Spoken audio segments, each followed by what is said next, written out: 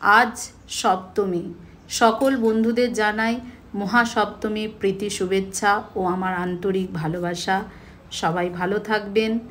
আজকে মহাসপ্তমী, যেহেতু ঠাকুর ঘরে ঢোকে, তো যে নিয়ম আছে, চৌকাটের সামনে 3 রকমের ফোঁটা দিতে হয় গিরি ফল দিয়ে, সেটাই এখন আমি দিচ্ছি।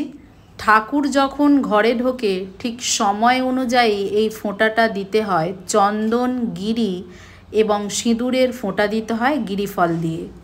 12টা বাজে, এই সবে বেরিয়েছি, যাচ্ছে এখন বাড়ি। মা আছে, বাপের বাড়ি যাচ্ছি। চলুন ব্লগ এখান থেকেই শুরু করছি। সকালবেলা তো দেখতেই পেলেন, তো পুজো করলাম। আর শ্রেয়াঙ্কের লুকটা, শ্রেয়াঙ্ক চশমাটা খুলে ফেলছে কেন দেখা? বাহ, হিরো হিরো হিরো। আজকে আবারও আমরা যেই দিক দিয়ে বাপের বাড়ি যাই, আসলে সেই দিক দিয়েই আমরা আজকেও যাচ্ছি, যার কারণে ছোটোবেলায় আমরা যে যে ঠাকুরগুলো দেখেছি সে ঠাকুরগুলো আজকে আমি শ্রেয়াঙ্কেও দেখাবো। আমাদের আমতার জোত কল্যাণ, এই যে এত সুন্দর ঠাকুরের প্রতিমা, এত সুন্দর করেছে, অপূর্ব।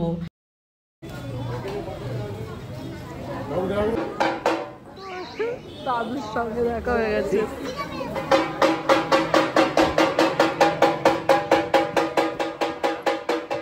পল্লী কল্যাণে এসে দাদুর সাথে দেখা হয়ে গেল। আমার সম্পর্কে দাদু হয়, তো আমার ছেলেকে আশীর্বাদ করছে। এখানে পুজো করেন দাদু, 12 মাস এখানে পুজো করেন, তো পুরোহিত হিসাবে। আমাদের গ্রামের এই যে আশ্রমটা আছে, খড়িয়াপ আশ্রম, সপ্তমী অষ্টমী পুজোর যে কটা দিন, দশমী পর্যন্ত খোলাই থাকে। তো খুবই দেখছি ভিড় হয়েছে। আপনারা আসতে চাইলে এখানে আসতে পারেন, খুবই ভালো লাগবে। অষ্টমী এবং নবমী এখানে কিন্তু বিনামূল্যে ঠাকুরের ভোগ বিতরণ হয়। আপনারা আসতে পারেন, অবশ্যই ভালো লাগবে। 1টা বাজে, এই সবে জাস্ট ঘরে ঢুকছি। অনেকটাই দেরি হয়ে গেছে। বরগেছিয়াটা প্রচুর জ্যাম ছিল, আমাদের ডোমজুর বাজারে প্রচুর জ্যাম ছিল, প্রচুর দেরি হয়ে গেছে। মা আমাকে দাও এটা। আগে খাসনি, এখন বলছিস মা আমাকে দাও, পড়ে আছে। আমি তো দিদানকে ফার্স্টেই বলেছিলাম কি আমার জন্য বাঁচিয়ে রাখতে। এটা ভালো, আরো তো আমাকে এইটা দেবে, ভালোটা দেবে, ভালো খাই আমি সব সময়। ইয়েস, মা সব রান্না করেছে। এটা তিলের বড়া, খুব সুন্দর খেতে হয়। তিলের বড়ার ঝাল করেছে না ভাজা? মা ভাজা করেছে। ডাল আছে, কি ডাল জানি না, ডাল আছে। কোনোদিনও মাছ দিয়ে তোমার ঝাল করেনি, এই প্রথমবার খাবো। আলু টালু দিয়ে সব মাছ দিয়ে একটা ঝাল করেছে, টক করেছে বুড়ি। ভাত, চলো, চিংড়ি মাছ দিয়ে হয়েছে। হাতে আজকে খাবো অনেক দিন পর। মায়ের হাতের তো রান্না খুব ভালো হয়, তেল ফেল বেশি দেয় না, কিন্তু টেস্ট ভালো হয়। চলো খেয়ে নিই আগে।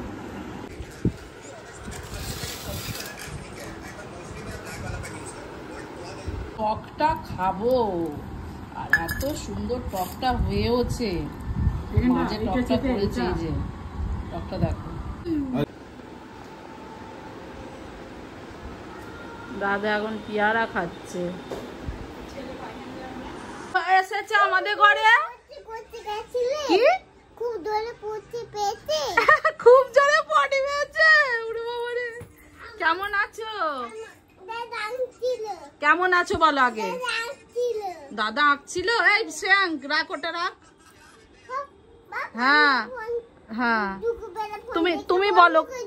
ঠিকই করেছো। তুমি কেমন আছো বলো? ভালো আছো? হ্যাঁ ভালো আছে। ছবি পাঠাবো কাকে? এরা কি সুন্দর ড্রয়িং করছে, বুঝলি? ড্রয়িং, হ্যাঁ, ওই তো যাই হোক, ওর বয়সে ওর মতো ভালো ড্রয়িং করছে। তুই এর মতো বয়সে করতিস না। নে তুই চুপ করে ওর পড়ার বই বার কর। কি সুন্দর ভাই, যে এত সুন্দর, পুরো ঘরটা ময়ময় হয়ে যায়, পুরো একদম দারুণ।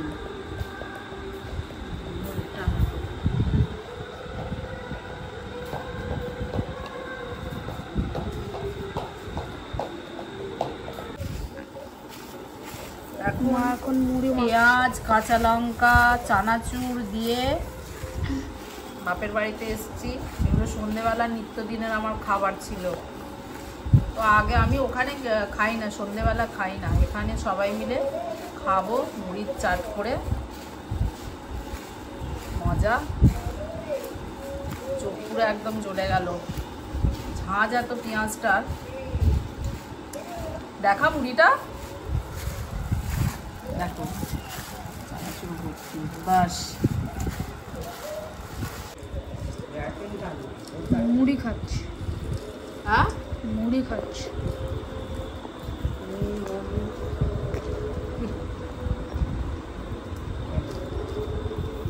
আজকে অষ্টমী, তো আজকে রাত্রিবেলা মাকে বললাম, মাও বললো তাহলে ভাত খা, কালকে তো সারাদিন ভাত খাবো না, লুচি পরোটা নিরামিষ সব খেয়ে থাকতে হবে।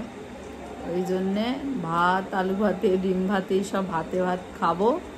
তো আজকের ব্লগটা এখানেই শেষ করছি, বাজে এখন 9:45। ব্লগটা যদি ভালো লেগে থাকে অবশ্যই একটা লাইক, শেয়ার, কমেন্ট আর সাবস্ক্রাইব করতে ভুলবেন না। টাটা, সবাই ভালো থাকবে, সুস্থ থাকবে, টাটা।